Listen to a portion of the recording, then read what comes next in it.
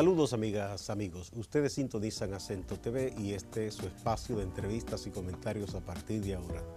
Recuerden ustedes que nos están sintonizando en el canal 38 de Claro TV, en los canales 39 y 439 de Altiz y en el canal 41 de Star Cable de Santiago de los Caballeros.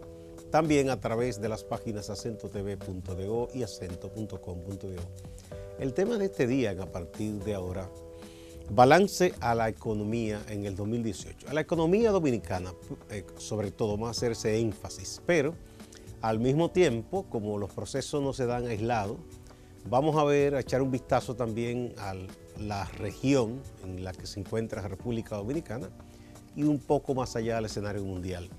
Y nadie mejor para hacer esa reflexión, ese análisis, que el profesor Antonio Siriaco Cruz, economista, ahora vicedecano de la Facultad de Ciencias Económicas y Sociales de la Universidad Autónoma de Santo Domingo. Vamos a una breve pausa antes de iniciar el diálogo.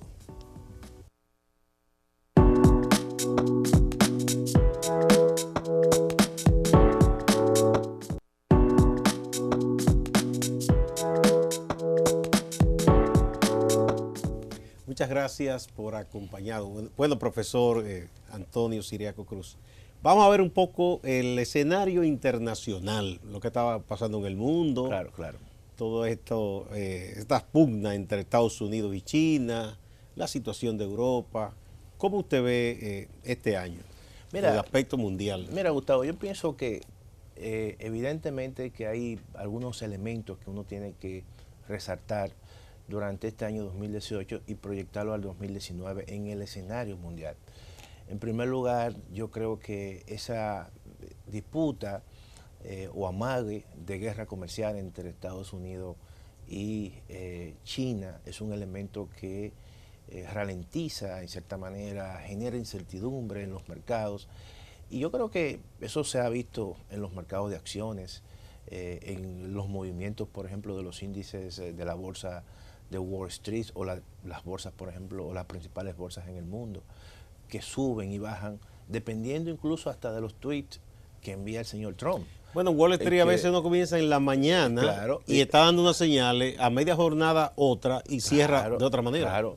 Recientemente el señor Trump envió un tweet donde decía que cuidado a la Reserva Federal de los Estados Unidos, porque si aumentaba la tasa de interés, entonces iba a afectar la economía. O sea, cosas así verdaderamente mantienen en incertidumbre los mercados. Eso nunca lo hizo ningún gobernante en Estados Unidos. Y eso en cierta manera es algo único, ¿no?, con el señor Trump. Pero hasta ahora, yo entiendo que entre Estados Unidos y China, verdaderamente ambos son dos economías que se necesitan. Y se necesitan porque cuando tú analizas quiénes son los principales tenedores de los bonos que emite Estados Unidos, China ocupa el primer lugar y luego le sigue Japón. ¿Cuánto asciende la Eso asciende a 1.2 billones de dólares. O sea, entonces, más de 1.000 millones. Sí, 1.000 millones de dólares. Eso es mucho dinero. Eso es mucho dinero. No solamente hay que ver los aspectos comerciales. En el aspecto comercial es donde el señor Trump se ha venido concentrando, porque ahí fue que impuso el arancel del 25% al acero, al aluminio, pero también en los aspectos, por ejemplo, de carácter financiero y monetario. Yo creo que ahí los Estados Unidos, cuando emiten esos bonos que van a financiar en parte de esos déficits, ¿quién lo compra? Lo compra China. Entonces yo creo que eso es un elemento común entre ambas economías. Digamos que esa disponibilidad de liquidez que han logrado los chinos, que no la tiene ningún país en estos momentos. Así es. Eso es muy deseado por Estados Unidos y por cualquier otro país, ese dinero. Y yo pienso que ahí es que viene básicamente la molestia del señor Trump. O sea, hay que entender que el señor Trump pertenece a la vieja guardia, al viejo modelo norteamericano. En donde todo lo que decía Estados Unidos se hacía sin replicar en el mundo entero. Entonces, ahora que tú observas que China tiene un excedente comercial que sobrepasa los 375.000 millones de dólares, y eso en cierta manera molesta mucho al señor Trump, porque lo que según él refleja una debilidad del aparato industrial norteamericano versus China. Entonces, ahí viene todo ese proceso. Pero eso es un elemento de esas relaciones globales que tienen China y Estados Unidos. Solamente él se centra en los aspectos comerciales, pero tiene que observar sencillamente el aspecto financiero. Cuando tú emites un bono, quien te lo compra es China. Por lo tanto, hay un elemento común. Yo creo que eso es un elemento... Además, las inversiones también de los estadounidenses en China. No, que eso es un elemento clave. O sea, si bien es cierto que los chinos tienen ese superávit, pero en gran parte hay una cantidad importante de empresas norteamericanas que están en China que son las que exportan. Y eso, evidentemente, también los norteamericanos exportan y, por ejemplo, digamos un producto muy popular en Estados Unidos, que es el teléfono inteligente. Así es. De la marca específica, el iPhone, ¿no? No se pudiesen comprar en el mercado estadounidense a los precios que se compran si no se fabricaran en gran volumen en China. Mira, tú sabes que tú has dicho algo muy importante. El mundo ha vivido básicamente un proceso de deflación de precios. Y en parte eso se debe a que la gran mayoría de las grandes empresas, incluso tecnológicas, producen en China. Y la producen precisamente a precios muy bajos y eso ha tenido una repercusión extraordinaria en el mundo. Entonces, esos son elementos que yo creo que al final, tanto China como Estados Unidos se van a sentar en una mesa de negociación. Es un elemento que yo creo que ha caracterizado todo el entorno internacional. Otro elemento, Gustavo, que yo creo que es sumamente importante para la República Dominicana, es que ese ciclo de dinero barato prácticamente se agota en el 2018. ¿Por qué llegamos hasta ahí? Y yo creo que los elementos que se están viendo a nivel internacional de mayores tasas de interés y todo el proceso de regularización de la política monetaria, esa política monetaria expansiva que tuvo Estados Unidos en el año 2007, 2008, 2009, donde producto de la crisis financiera, la Reserva Federal de Estados Unidos comenzó a darle plata, vamos a decir, a los bancos comerciales para que comenzaran a prestar. Recuerdo que en ese momento se enfrentaron dos visiones. Así es. En muchos países y economistas, unos decían, señores, no, hemos pasado una gran crisis, cuidado, vamos más despacio. Y otros que decían, no, hay que alentar, claro, hay que soltar dinero. Mira, yo creo que obviamente la segunda visión que tú has mencionado fue la que venció, fue la que se aplicó, porque había una situación que ameritaba animar la economía mundial. La crisis del año 2007 no es una crisis fue una crisis muy particular, incluso mucho más compleja que la crisis del año del 29. Los mercados en el año 2007 están más interconectados, hay un proceso global de las finanzas. Inmediatamente quebró el primer banco de inversión en los Estados Unidos, o se dejó quebrar, por ejemplo, en este caso, a Lehman Brothers. Todo ese proceso se conectó en los mercados europeos y en las principales bolsas del mundo. Y entonces ahí vino la crisis, obviamente, europea. Esa situación, obviamente que en el año 29 no podía ocurrir porque no estaban conectados. Y eso, en cierta manera, fue lo que se quiso evitar en el año 2007. Recuerda que la economía norteamericana tuvo tasa de desempleo histórica casi cercana al 10%. Bueno, eso fue como terminó la administración de presidente Bush. Claro. Y entonces Obama comenzó con Bernanke en la Reserva Federal y comenzaron entonces a recuperar poco a poco. Entonces yo creo que eso fue correcto y eso se ve. Incluso hoy en día la economía norteamericana está teniendo tasas de crecimiento y tasas de desempleo como nunca. Bueno, entonces, algunos dicen que por eso Trump no puede atribuirse esos méritos, claro, porque era un proceso que venía, claro, y que se benefició. Él está cosechando lo que hizo Obama. Aunque en parte él ha asumido, porque tú sabes que el señor Trump hizo una reforma tributaria bastante, vamos a decir, disruptiva, ¿no? Porque la tasa corporativa, de impuestos corporativos, la bajó la bajó Sí. a un 21. Sí, no, la famosa teoría aquella Claro. de la copa rebosada. Rebosada. Que en principio da esos resultados, Claro. porque bueno, que tiene dinero a mano, es posible que emplee más personas. Así es, entonces, y eso, en cierta manera, él asume que parte del crecimiento que ha tenido Estados Unidos se debe a esa reforma tributaria. Entonces, eso es un elemento importante que va a tener repercusiones en la economía dominicana. Pero vamos, profesor, Ese cambio usted de dice ciclo. que el dinero barato ya llegamos al fin. ¿Por qué básicamente ya no va a haber esa abundancia de dinero para que los países lo tomen prestado a tasas blandas? Entonces, cuando el señor Trump toma la presidencia de Estados Unidos, entonces hay un cambio en la Reserva Federal. Entra el señor Powell, entonces ahí hay un cambio en la política monetaria.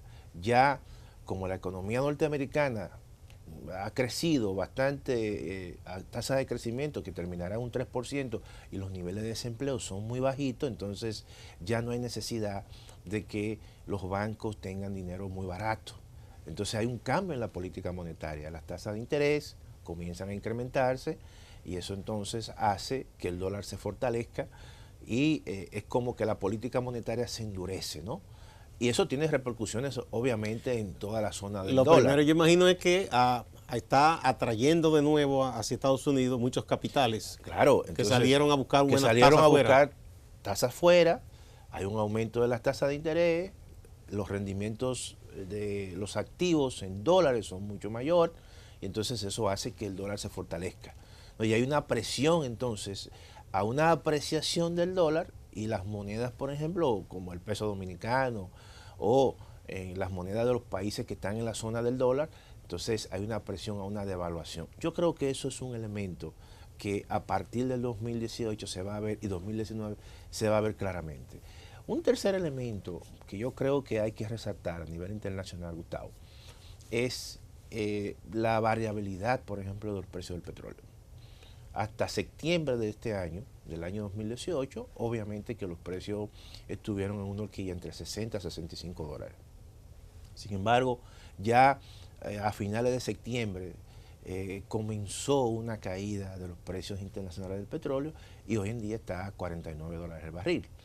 Claro, eso es un elemento que no se sabe si se va a proyectar o se va a mantener por situaciones de carácter geopolítica, ¿no? Hay que ver si las sanciones, por ejemplo, a Irán se mantienen, que tiene un dominio importante del estrecho de Hormuz, donde se pasa el 45% de todo el petróleo. Hay muchas presiones sobre Estados Unidos para que también sancione a Arabia Saudita. Así es. Por lo que han estado haciendo, el asesinato, el asesinato del periodista. Sí. Todos esos son elementos que van a matizar ese mercado. Entonces, es un mercado, de hecho, que es muy volátil. Pero hasta ahora, yo creo que va a comenzar con un precio bajo. Eso tiene repercusiones para la República Dominicana. Entonces, esos son los elementos, en cierta manera, que yo creo que matizan la economía mundial y, evidentemente, el crecimiento de la economía norteamericana, que ha sido un crecimiento relativamente alto, un 3%, va a terminar con tasa de desempleo del 3.7, parecida a los años 60, y eso tiene repercusiones importantes para la República Dominicana, porque, como tú debes de saber, prácticamente el 73% de las remesas que vienen del exterior básicamente vienen de ese mercado, ¿no? Obviamente, nosotros tenemos fuera de República Dominicana casi 2 millones de dominicanos. Sí, no, más de 2. Ya Claro. está en 2.5, pero bueno, 2 millones y algo están solo en Estados Unidos. El resto está por otros países. Entonces, eso solamente de Estados Unidos, pero el grueso viene de allí. Y entonces, si esa economía va bien, obviamente que los dominicanos van a tener más empleo, van a enviar más recursos a sus familiares. Van a demandar más productos y las exportaciones dominicanas aumentan a ese mercado. Vienen más turistas norteamericanos a la República Dominicana. Entonces, esos son elementos que yo creo que matizaron el entorno internacional y que en cierta manera tuvieron repercusiones en la economía dominicana y van a tener obviamente para el año 2019. ¿Y Europa, cómo usted la ve, profesor? Vimos el caso del Brexit, que un camino con sus problemas, sus obstáculos, pero que poco a poco se está dando esa separación. Ellos quieren que sea lo más armoniosa posible. Claro. los británicos de la Unión Europea, pero están también países que han tenido graves crisis, Italia, Claro. Grecia, España más o menos ha tratado de ir saliendo, pero vamos a decir, las dos potencias que lideran la Unión, Alemania y Francia, han tratado de que se mantenga la Unión Europea y darle otro rumbo. En el caso, por ejemplo, de la Unión Europea, que yo hace tiempo que necesita reformas, reformas importantes, ¿no? Por el hecho mismo de que no basta solamente tener una unión monetaria, una moneda única, porque si algo demostró la crisis precisamente, la crisis del 2007-2008, fue que Europa necesitaba tener una unión completa. O sea, no solamente tener una moneda única, sino también una unión fiscal. Que eso se había planteado hace tiempo. Lo que sucede es que las reformas en Europa son lentas, son muchos países, son 27 países, y ellos hablan mucho de reformas de la famosa geometría variable, ¿no? Donde si hay países que pueden avanzar, avancen y otros se quedan atrás. Entonces, yo creo que eso es un elemento importante que ellos tienen pendiente. El hecho mismo de que países, por ejemplo, como Alemania o Francia estén liderando esta unión y estén incluso imponiendo, en el caso de Alemania, imponiendo políticas o, ¿verdad?, en los últimos años, políticas de ajuste a países del sur, evidencia que con más razón debe haber un proceso de convergencia, que no la hay. O sea, hay países, por ejemplo, que van a velocidades diferentes, ¿no? El caso de Grecia, con niveles, por ejemplo, de deuda bastante altos, que sobrepasan el 100%. El caso, por ejemplo, de España, con niveles de deuda que sobrepasan el 100%, sin embargo, y con tasas de desempleo bastante altas. Sin embargo, en Alemania, las tasas de desempleo son el 5%, mientras en España, en el mejor de los casos, en estos momentos, es un 14%, y en Grecia también. De manera que yo creo que Europa necesita un proceso importante de reformas económicas que complete realmente todo el proceso de la Unión, porque no está completa. Mire una cosa, un economista que asesoró a Clinton en su momento, escribió un libro que hace ya más de 20 años, fue un libro muy leído, muy debatido, el East Arturo, Head to Head, cabeza con cabeza. En ese momento él proyectaba que Europa, él decía, analizando lo que eran los líderes de los tres grandes bloques, el asiático, donde él decía, en ese momento se preguntaba si China iba a ejercer el liderazgo que tiene hoy. Él pensaba que China iba a crecer mucho, pero que era Japón, porque tenía toda la tecnología, la plata. Y de Europa él decía que él veía a futuro, es decir, a la casa de Europa, la ganadora de esa competencia. ¿Por qué decía que Estados Unidos se había quedado atrás en proceso de modernización en la tecnología civil por haberse metido junto con la Unión Soviética en toda esa inversión en la tecnología militar? ¿Qué diría él hoy? Él murió. No, tú sabes, él escribió varios libros y Lester Turop obviamente analizó los capitalismos, dijo el capitalismo europeo, los modelos, el capitalismo japonés y el capitalismo norteamericano. Y él veía presentó a la saga, en este caso, al capitalismo norteamericano. Porque en ese momento, en los años 80 y parte de los 90... Fue finales de los 80. Los 80. 90. Japón creció a una tasa importante, a una tasa de crecimiento importante, y además generó todo un proceso de cambio tecnológico. Tenía liderazgo tecnológico con toda la nanotecnología y todas esas cosas. Incluso en un momento determinado, la empresa automotriz japonesa había desplazado a la empresa automotriz. Yo recuerdo que hubo una gran crisis. Eso era un asunto muy serio para los norteamericanos. Pero yo creo, mira, por eso yo digo que la incertidumbre es un elemento característico en estos tiempos. Muchas veces uno hacer predicciones así tan, vamos a decir, tan a largo plazo. Yo creo que uno es riesgoso. Está propenso a cometer errores. Nadie pensaba que China realmente iba a tener ese proceso de convergencia tan tan rápido. Mira por qué yo le cito lo de Lister Churro, porque él decía precisamente, y yo en estos días hasta busqué el libro porque lo recordé, a releer un poco, lo que está haciendo Trump es lo que él decía que China en el pasado había hecho y eso la dejó a la saga. Claro. Él decía que tenía todo, él decía incluso en la Edad Media, China tenía todas las oportunidades para convertirse en la gran potencia del futuro, pero dijo que se encerró demasiado. Y entonces, de alguna manera, Trump está apostando a ese encierro también. Sí, mira, en el caso de China es interesante porque los chinos, incluso la historia te dice que fueron los primeros hasta que vinieron a estas tierras. Sí. Y llegó un momento, creo que la dinastía Ming quemó los barcos y China se aisló. Se encerró mucho. Se encerró y entonces, sencillamente, ese proceso autárquico no permitió que China tuviera contacto o se globalizara, vamos a decir, en estos momentos.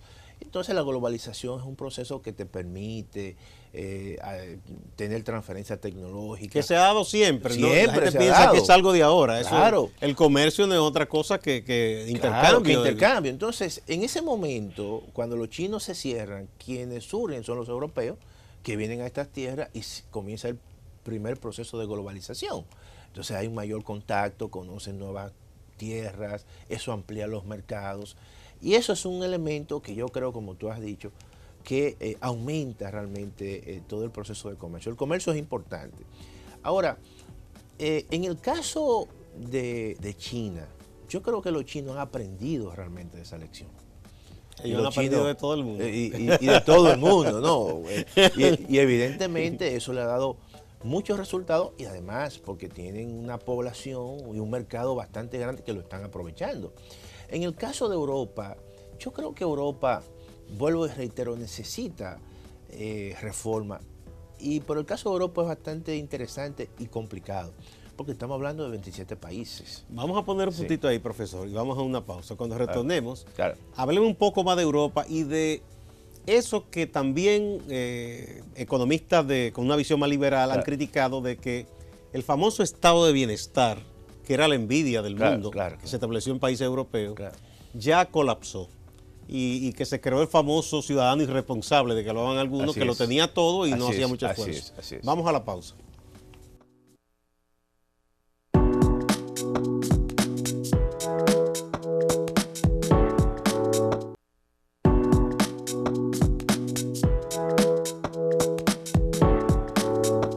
Muchas gracias por acompañarnos. Estamos conversando con el profesor Antonio Ciriaco Cruz, economista, vicedecano de la Facultad de Ciencias Económicas y Sociales de la Universidad Autónoma de Santo Domingo. El profesor nos está ayudando un poco a pasar balance al año 2018, con mira a ver cómo proyectamos lo que podría venir para 2019. El caso de Europa, profesor, es fascinante. Hablamos lo que planteaba Lister Churro. Y algunos economistas liberales hablan de que Europa se acomodó mucho en ese famoso estado de bienestar. Incluso Inglaterra, pese a las reformas liberales de la Thatcher, ese sistema de salud, que es algo de oro, porque es que ahí usted incluso lo tiene todo, con ese seguro estatal nacional de salud que le cubre todo. Francia también. En Francia incluso le mandan un ayudante cuando la esposa ha pasado el periodo de posparto, que ayude y todo. Y a la hora que sea usted llama y le mandan un médico a su casa. Pero muchos dicen eso no es sostenible ya. Ellos han resistido a el proceso como de privatización y asunción más individual de los procesos de planes de retiro y planes de salud. Ellos se han resistido a eso. Muchos dicen que eso no lo va a resistir ya los estados europeos. Y además ese ciudadano se acomodó mucho. Ahora con la reforma que está planteando Macron se le está quemando Francia. Mira, tú sabes, Gustavo, que yo creo que el mundo está viviendo un proceso importante de transformación. La tendencia realmente es un proceso de individualización del trabajo. Y eso va a traer sus consecuencias, por ejemplo, en los sistemas de la seguridad social, vamos a decir, de la protección social. El elemento demográfico también es un elemento importante. Cada vez más Europa es una sociedad donde es más vieja, donde esa gente que se torna más viejo sale del mercado de trabajo y se quedan pocas personas.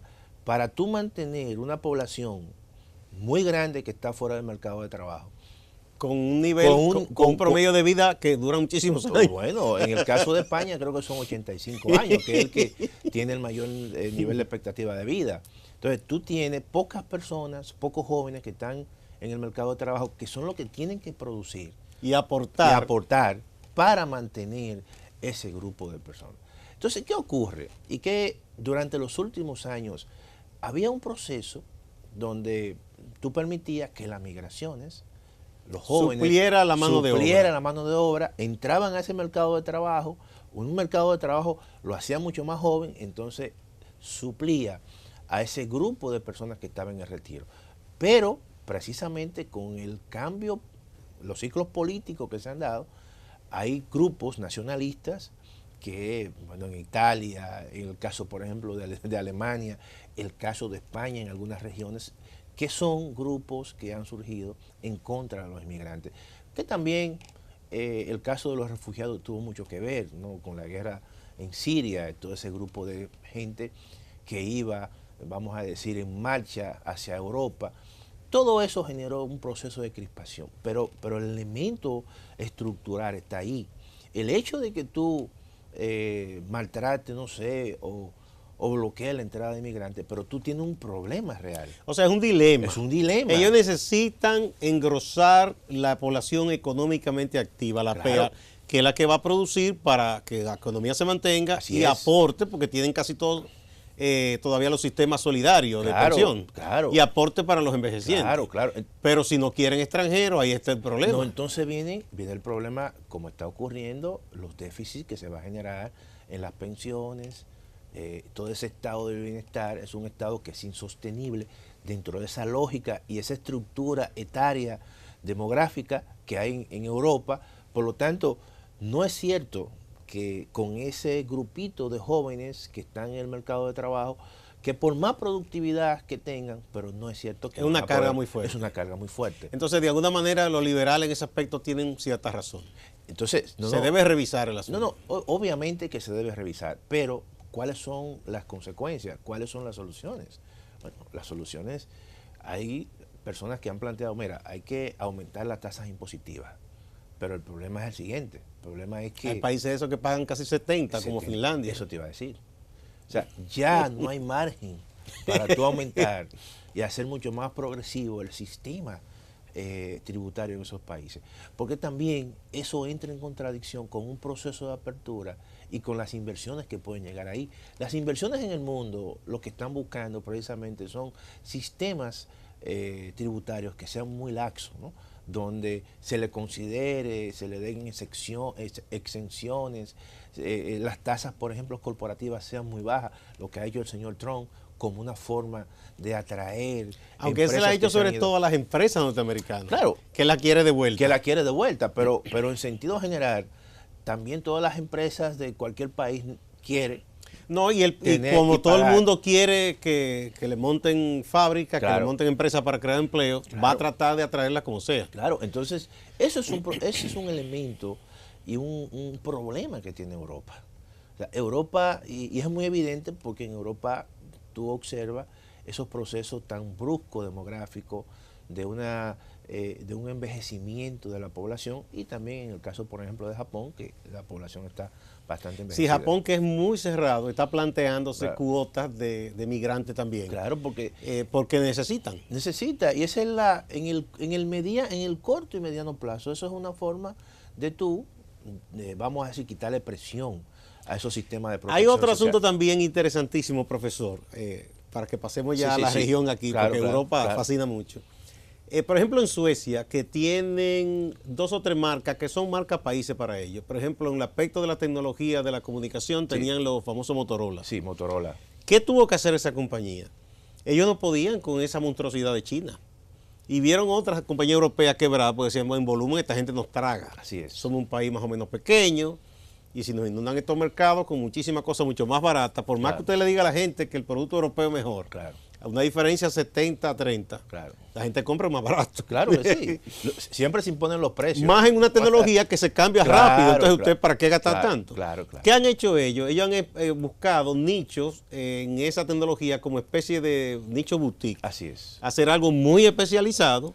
Muy particular. Muy particular, claro. que así pueden jugar con los precios Claro. y no intentar frenar esa avalancha que viene de China. Claro. Y lo han hecho también con otros productos. Mira, es muy interesante ese caso que tú has planteado, porque los chinos, por ejemplo, en el caso de una empresa sueca de automotriz, que es la Volvo. Exacto. Ejemplo, los chinos compraron la Volvo.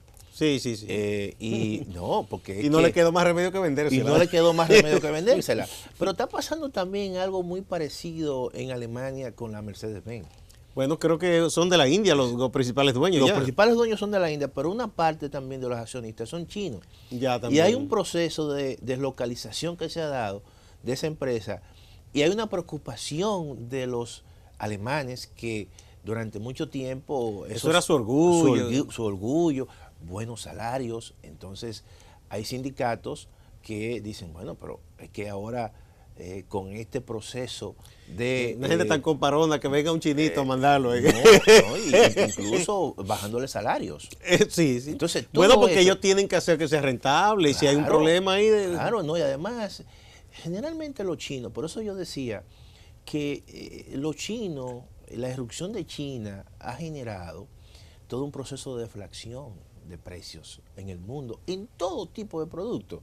Tú observa ahora, no sé, en la República Dominicana, yo siempre le he dicho a mis alumnos, mira, ahora cualquiera, si tú comparas la República Dominicana de hoy con respecto a hace 25 años, cualquiera tiene un Mercedes-Benz o cualquiera tiene un Volvo. O sea, se ha hecho muy popular. No, hay gente, o sea, me decía, me decía un amigo que su chofer se acaba de comprar un carro de esos que vienen de Corea. Claro, baratos. Entonces, todo eso es fruto precisamente de esa competencia que han generado los chinos, que se ha convertido en una gran fábrica y que todo lo producen.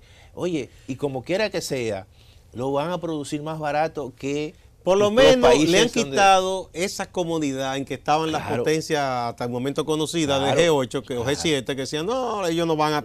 Ya están obligados a tomarlos en cuenta. Entonces, lo que le ha quedado es muchas veces a esos grandes consorcios, esas grandes marcas, bueno, aliarse con los chinos, vender acciones, hacer una especie de joint venture. Buscar esos nichos para competir. Para poder.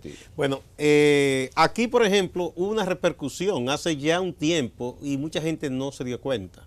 Nosotros teníamos aquí en República Dominicana y don Juan Bosch siempre planteaba que él iba a reivindicar mucho eso si era gobierno. Claro. Que era que aquí habían, sobre todo en la zona del Cibao, de las provincias más desarrolladas, había una gran industria del calzado local. Sí. Y habían, por ejemplo, dos industrias de pieles, una estaba en Santiago y una en San Francisco de Macorís, y había un calzado de piel muy bueno, o se fabricaba aquí en la capital, con la piel que traían del Cibao, o se fabricaban allá y suplían las tiendas grandes que distribuían calzado aquí en la capital. De pronto eso desapareció. ¿Por qué? Bueno, en principio era que la gente mucha gente a viajar a Estados Unidos y traía cosas. Pero luego, porque comenzaron a llegar zapatos chinos baratos, que son malos, es verdad, pero es que la gente compara los precios. Pero mira, al final, porque yo creo que es una forma también de penetrar los mercados, como estrategia incluso de marketing. Entrar con lo más barato. El mismo producto. Y entonces luego viene un proceso de mejoramiento. Exacto. Cuando tú vas desplazando o quitándole una cuota de mercado, precisamente. Ya te da el lujo de poder mejorar la calidad y vender más caro. Mejorar la calidad. Y eso va a pasar con los vehículos. Bueno, hay que recordar lo que pasó el vehículo japonés. Claro. Los primeros que llegaron, también. La gente se reía de eso. Y hoy en día, bueno, el vehículo japonés es respetado. No, pero el vehículo coreano, el Hyundai, por ejemplo, que llegó aquí, una marca que era Pony, algo así que le llamaban. Bueno, de repente tú encuentras que hoy en día la mayoría de los vehículos que aquí se comercializan son vehículos coreanos. Sí, así es. Entonces, y de buena calidad y que son fáciles de vender. Entonces, yo creo que en el caso de China eso es también un mecanismo de estrategia, porque ellos, no creas tú que cuando una empresa extranjera se instala en China, hay exigencia para que durante los primeros 5 años le dejen parte de la transferencia tecnológica. Esa es parte de los acuerdos que hace El China. know-how. El know-how. Bueno, se quejan algunos, pero nadie va a aceptar en su país unos procesos que no se pueda apropiar de ellos. Claro, entonces, porque ellos se pueden dar ese lujo, porque como es un mercado muy grande y es muy atractivo, entonces le pueden exigir realmente a una empresa extranjera. Esa es una de las quejas que el señor Trump tiene a los chineses. No, es que ustedes están robando tecnología a partir de este tipo de prácticas y de hecho no se puede dudar eso. Sí, pero eso es muy relativo. Claro, si nos podemos ver en los procesos de intercambio y muchas veces hasta de conquista, y los países uno con otro se apropian y hay una serie de cosas. Bueno, ahora entonces aquí en las Américas, ¿cómo usted ve la cosa, profesor? Mira, se rediscutió el Tratado de Libre Comercio de América del Norte. Muchos dicen, bueno, que Canadá que no le fue tan bien, porque los mexicanos lograron ciertas cosas al final. Claro. No, yo creo lo siguiente, yo creo que en ese sentido fue un gran acierto del señor Trump. El señor Trump tenía, o sea, la idea del señor Trump es llegar a acuerdos con todos aquellos países donde él tiene o Estados Unidos tiene desventajas comerciales. Por ejemplo, si tú analizas el TLC o el Telecam, Canadá tenía un superávit de más de 14.000 millones de dólares con Estados Unidos y México tenía un superávit de 55.000 millones de dólares. Por lo tanto, había una desventaja clarísima de los Estados Unidos. Entonces, el señor Trump sencillamente lo sentó en la mesa de negociación sobre la base de presión. Hubo un cambio aquí de reglas del juego, pero fíjate tú que eso no va a ocurrir, ni por lo menos se ha planteado desde los Estados Unidos una revisión del acuerdo del RCAFTA, porque ahí los norteamericanos han tenido una ventaja. A que le ganan a todo el mundo. Entonces, en el caso, por ejemplo, de México, México se había convertido básicamente en el principal ganador, si lo medimos por exportaciones, en ese acuerdo entre estos tres importantes países del norte, ¿no? Y eso había generado todo un proceso de deslocalización de muchas empresas norteamericanas, básicamente en la parte automotriz, en la parte de automotores, que se instalaban en México, porque la mano de obra evidentemente en México es mucho más barata. Aún incluso con esa medida que el señor Trump ha tomado de una disminución de las tasas corporativas, aún así México tiene una ventaja relativa en términos de atracción. Bueno, esa era una de las advertencias que le han señalado a Trump algunos que decían, es verdad lo que usted dice, pero como las empresas que le distribuyen a las fábricas norteamericanas que están instaladas en México, pueden vender mucho más automóviles, se han creado muchos más distribuidores y hay muchos más norteamericanos trabajando. Así es. Lo que decía es que usted solo ve la parte de la fábrica, pero no ve la parte comercial que ha generado muchos empleos y riqueza en Estados Unidos en base a ese acuerdo. Claro. Y en estos días nosotros recibimos a un profesor de México, de la Universidad de Aguascalientes, y él estaba precisamente hablando sobre la cantidad de empresas norteamericanas, básicamente en la parte de automotriz, que se habían instalado en Aguascalientes, ¿no? Y que ellos habían tenido un proceso migratorio interno, porque eso había generado una cantidad importante de empleo, ¿no? O sea, entonces yo creo que en ese sentido México ha sido un gran beneficiario. Bueno, falta ahora por lo menos la parte norte de México. Que los congresos revisen que no pueden cambiar, aprueban o no aprueban, entonces tendrían que ir a la mesa de nuevo. A la mesa de negociación. Pero se da como un hecho que mismo López Obrador parece que va a tratar de... No, y todo parece indicar, según las últimas informaciones, que el señor Trump y AMLO, vamos a decir, se van a tratar, o se van a llevar bien. Tratar de no tener conflicto en un principio, ¿verdad? Con Trump es un problema, porque se dispara un día con una cosa. No, y que, ¿verdad? Es algo que impredecible, que tú no puedes... Bueno, pero aquí, más acá en esta parte del Caribe, Puerto Rico, usted vio lo que ocurrió, parece que poco a poco está saliendo de Mira, en Puerto Rico realmente el efecto ha sido bastante devastador, vamos a decir, en términos de empleo, en términos de pobreza. Por ejemplo, Puerto Rico tiene más de 12 años que no crece a tasas de su producto, a tasas positivas. Puerto Rico tiene niveles de desempleos que sobrepasan el 15% para una economía que durante mucho tiempo tuvo bajos niveles de desempleo. Puerto Rico tiene tasas de pobreza que sobrepasan el 30% ahora mismo. Entonces hay un elemento importante en Puerto Rico que yo creo que es como un proceso de descapitalización de capital humano. La cantidad de puertorriqueños que se han ido de Puerto Rico en los últimos años prácticamente es la misma que la que está en la isla.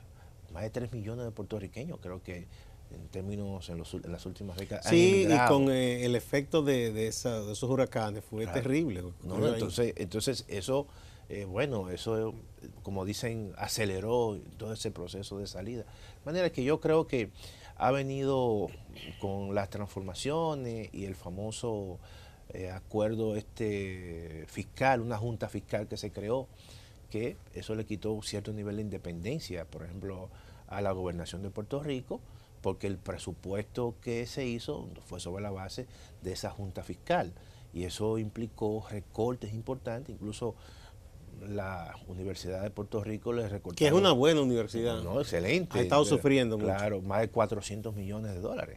Entonces yo creo que el ajuste que se da en países como Puerto Rico, que no tienen moneda, es muy fuerte. Porque no es un ajuste vía precio, sino vía cantidad, vía una disminución del producto muy fuerte. A ellos le está pasando un poco lo que pasa a los países europeos, que no son los principales. Así mismo es. Y eso es una experiencia para nosotros, para todos aquellos que en un momento determinado hablaron de dolarización de la economía. Sí, bueno, pero era un poco porque por la irresponsabilidad que a veces en algunos gobiernos hay, claro, por la emisión inorgánica y los emisión, ¿no? Y además emitiendo deudas, porque yo creo que en Puerto Rico eso ocurrió.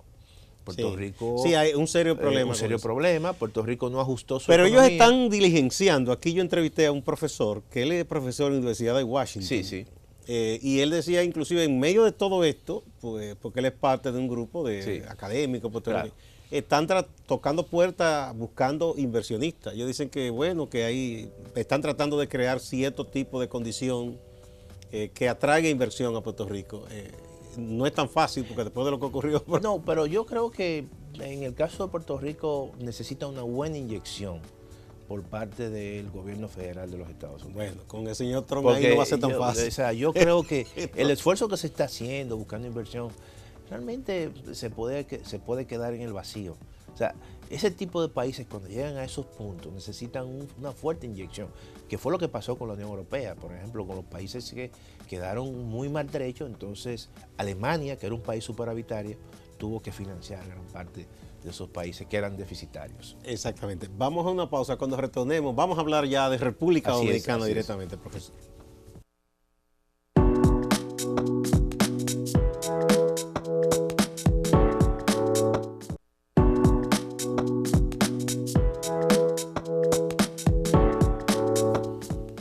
Muchas gracias por continuar en A Partir de Ahora. Estamos pasando balance a la situación económica en todo el mundo, en la región, y ahora vamos a hablar de la República Dominicana con el profesor Antonio Siriaco Cruz, economista, vicedecano de la Facultad de Ciencias Económicas y Sociales de la Universidad Autónoma de Santo Domingo, con la salsita de fondo y todo eso. Así es. Bueno, profesor, vamos a ver los asuntos más relevantes en este año en República Dominicana en el aspecto económico. Mira, yo pienso que la noticia económica más importante ha sido el restablecimiento de las relaciones económicas diplomáticas con China. Plenas relaciones con China, porque ya había intercambio comercial y otras cosas. Pero eso facilita mucho realmente el proceso de hacer negocio con China, porque obviamente que el país tenía relaciones comerciales, pero ahora con esta formalización, vamos a decir, de las relaciones diplomáticas, acelera y consolida más los procesos de hacer negocios, de intercambios, vamos a decir, comerciales, gestión de préstamos. Yo creo que eso, bueno, China evidentemente es la primera o la segunda economía del mundo dependiendo de cómo tú lo midas. Y yo creo que para mí eso fue una posición y una medida correcta. Ahora, hay que tener cuidado, mucho cuidado. Porque, por ejemplo, la República Dominicana hasta ahora tiene un déficit comercial bastante alto con China. China es la segunda, el segundo país, vamos a decir, con mayor intercambio comercial que tiene la República Dominicana. Haití es el segundo mercado de destino de las exportaciones dominicanas. Y ahí sí tenemos superávit con Haití. Y ahí sí, ¿verdad? Pero cuando tú sumas lo que tú exportas a Haití y lo que tú importas a Haití, esa suma es mucho menor que la suma que tú haces de lo que tú importas o exportas a El China. intercambio con China está rondando ¿cuánto ahora mismo? Alrededor de 2.500 millones de dólares. Pero de eso prácticamente nosotros... Pero el año pasado, ¿sabe cuánto exportó la República Dominicana? 80 millones de dólares. O sea, prácticamente nada. Nada. Sí. Y el déficit está por los 2.400 millones y algo. Entonces, cuando tú analizas eso, Gustavo, y tú ves que con Estados Unidos tenemos relaciones formales, hay un tratado de libre comercio, y en el año 2017 el déficit fue de 3.020 millones de dólares. Eso significa que si tú proyectas ambos déficits para los próximos 10 años, ya China puede desplazar a Estados Unidos como el principal, vamos a decir, en el caso de la República Dominicana, como el principal importador. ¿Qué le Eso vendemos es un elemento a importante. China, profesor? Tú sabes que de esos 80 millones que nosotros el año pasado le vendimos a China, 33 millones de dólares fue en un renglón que se llama minerales metálicos y cenizas. ¿Tú sabes qué significa eso? Los metales que Hierro viejo. Que en gran medida Claro. antes era robado, yo no sé. Claro. Oye, así aparece, Gustavo. Sí, yo recuerdo que llamó la atención en un momento dado porque estábamos exportando cobre, pero nosotros no producimos cobre. Mira. Era todo el cobre que se robaba y reciclaba. Pero aparece, en el 2017 aparece alrededor de casi 11 millones en cobre. En cobre. Y aquí, Y no somos Chile. No somos Chile. Entonces, llama la atención todo eso. O sea, eso, por eso yo digo que hay que tener mucho cuidado. Porque China lo produce todo prácticamente y lo produce barato. Entonces, esta formalización de estas relaciones y esta consolidación en el futuro del comercio con China puede tener un impacto negativo en el aparato industrial de la República cuando el Dominicana. presidente fue allá con un grupo de empresarios y funcionarios, estuvieron mostrando productos y cosas, Claro. pero yo creo que, por ejemplo, hay nichos, por ejemplo, el tabaco de calidad, Claro, que claro. República Dominicana ya tiene un prestigio. Estamos exportando alrededor de 1.2 millones de No, dólares. y ya tiene en un tabaco. prestigio. El Claro, tabaco dominicano está tan valorado ya como el Claro, cubano, el hondureño claro. y el nicaragüense, claro, que son muy buenos. Claro. Eso es ron, por ejemplo, Claro, que es una claro, bebida también claro. local que tiene muy buen aval internacional. Hay un componente de productos médicos y electrónicos de zona franca que también se están exportando a China. Pero cuando viene a ver, muchos de esos están hechos por ellos mismos. Hay que ver eso, ¿no? Incluso está apareciendo como un renglón de exportación, pero básicamente se va al mercado norteamericano de láminas de aluminio de una empresa china que se instaló en la República Dominicana, que le está yendo muy bien. Pero en ese aspecto, profesor, porque de pronto, bueno, se hacen las relaciones con China, todo el mundo estuvo Claro, conteste, claro, de claro. acuerdo, pero volvemos al principio, Claro. los chinos tienen plata para Claro, invertir. claro. Y aquí nos hacen falta empresas que generen empleos Claro, formales. ¿Cómo pudiéramos nosotros atraer empresas chinas que se instalen aquí y generen empleos? Mira, Gustavo, yo creo que esto hay que verlo en dos aspectos. Ya yo te analicé la parte comercial, ahora viene la parte de las inversiones. Yo creo que nosotros podemos sacarle un gran provecho a estas relaciones. La República Dominicana, los chinos están buscando en República Dominicana un espacio logístico. Mucha gente no ha analizado lo siguiente. Los chinos han creado en paralelo todas las empresas tecnológicas que tienen los americanos. Tienen, por ejemplo, a Alibaba, los americanos tienen Amazon, tienen, creo que en redes sociales, Tenan, creo que se llama. Sí. Entonces, los norteamericanos tienen sus redes sociales. Hay una que también Entonces, de los sitios de búsqueda, que claro. también compite con Google. Y compite con Google. Tienen un espacio gigantesco que compite con el Valle de Silicón de Estados Unidos, allá en China. Allá en China. Entonces, ¿qué están buscando los chinos? Hay que ver la estrategia de China. Cuando China se instala en toda esta zona del Caribe, por ejemplo, y básicamente en la República Dominicana, está buscando una especie de hub para que muchas de esas empresas como Alibaba pueda competir con Amazon. Mucha gente no lo ve así.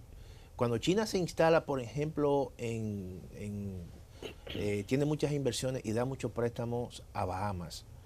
Uno dice, ¿por qué a Bahamas? Bueno, lo que pasa es que ahora está muy metido en Panamá también. Sí, que es un paraíso fiscal. ¿Por qué entonces China entra a Panamá y los panameños inmediatamente están trabajando en un acuerdo de libre comercio? Porque Panamá dice, como los chinos tienen mucha plata, gran parte de esa plata va a nuestros mercados financieros, al sistema financiero. Entonces los chinos están buscando en cada localidad, tiene una particularidad por la cual ellos quizás están haciendo grandes inversiones. ¿Por qué en África? Bueno, en África, que hay muchos recursos naturales, hay metales, vamos a decir, hay tierras raras. Las tierras raras, que son los ¿verdad? metales que ahora se están demandando para toda la tecnología. Para toda la tecnología, está el petróleo. En la República Dominicana, lo más probable, bueno, se ha hablado que en Pedernales hay tierras raras. Todos esos son elementos que nosotros tenemos que son atractivos para esa hegemonía. Se ha dicho que ellos tienen interés en construir un gigantesco puerto, un Manzanillo, que dicen que de manera natural, de gran calado, y los empresarios de la zona lo han estado demandando. Eso también es un elemento importante, o sea, que la República Dominicana tiene una capacidad de puertos que están muchas veces subutilizados y ellos lo pueden, básicamente, con todos los recursos que tienen, pueden hacer grandes inversiones. Esos son elementos que yo creo que la República Dominicana... Que cuesta mucho eso, porque el caso de Punta Caucedo, que es una empresa privada, anunció una expansión y es una cantidad de dinero que uno no se lo imagina. Habló de más de $1.000 millones. Sí, eso es caro. Y eso es costosísimo. Sí. Y eso es bueno, porque eso genera empleo, eso atrae permite divisa, más comercio. Más comercio, facilita el comercio, hace que la República Dominicana sea más competitiva. Entonces, profesor, ese es el hecho más relevante. Ese es el hecho más relevante. ¿Y qué le parece a usted que ya el presupuesto de aquí está llegando ya a una cifra que uno no se lo imaginó nunca? No, estamos hablando de casi $1 billón. Casi $1 billón ya. Casi $1 billón. Entonces, eso es un elemento importante. Yo creo que los presupuestos crecen en la medida que crecen las necesidades de la población, que crecen los niveles de ingreso de la población. Ahora, ¿se ajusta a la realidad ese presupuesto? No, yo lo que creo es lo siguiente, que el presupuesto en los últimos años son presupuestos deficitarios en muchos casos, bueno, casi en todos los casos, ¿no? Y eso, en cierta manera, lo que trae como consecuencia es mayores niveles de endeudamiento, ¿no? Por eso digo, porque que es un elemento porque la economía es verdad que está creciendo y todo eso, pero si usted tiene una situación de déficit, uno pensaría que de alguna manera lo que hay que trabajar es para por lo menos que ese déficit no crezca. Claro. Entonces como que tomar más prestado y más prestado. Y eso, yo creo que esa lógica de tomar prestado está llegando, o por lo menos se va a ralentizar, porque tú no puedes seguir con una tasa de crecimiento del endeudamiento que sea del 13.5 y que la economía te crezca un 6. Cuando usted también señaló al principio que ya ese dinero fácil ya está llegando a su fin. A su fin es más costoso. Ahora, ¿qué ocurre? ¿Qué es lo que yo creo verdaderamente que el gobierno está haciendo? Mira, el hecho de que haya restablecido relaciones con China también está pensando en cambiar un financiamiento, vamos a decir, costoso por uno barato. No es lo mismo cuando tú elaboras tu presupuesto, tú dices, necesito un financiamiento, como va a ocurrir en el año 2019, de 236 mil millones, que son el equivalente de 4.000 millones, donde ese presupuesto, de esos 4.200 millones, 2.200 millones en bonos globales. ¿Qué ocurre? Cuando el gobierno emite esos bonos, lo va a colocar a tasas muy costosas.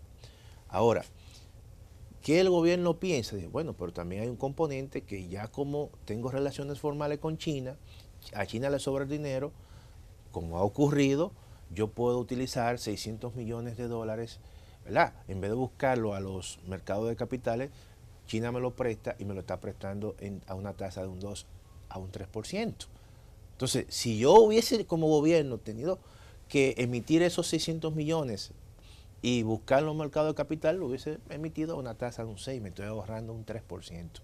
Entonces, yo lo que veo es que con esas relaciones con China hay un cambio en el financiamiento, de un financiamiento que es, vamos a decir, a personas que tú no conoces, que te compran el bono, que si ocurre cualquier situación, tú no lo puedes reunir a ninguno, que cuando si ocurre algún problema, entonces el financiamiento es con un país. Y no, que los países median otras cosas. Otras cosas. Entonces, sí, eso también es un elemento político muchas veces, que hay que tomar en consideración. Esos son dos elementos importantes. Hay un elemento que hay que resaltar.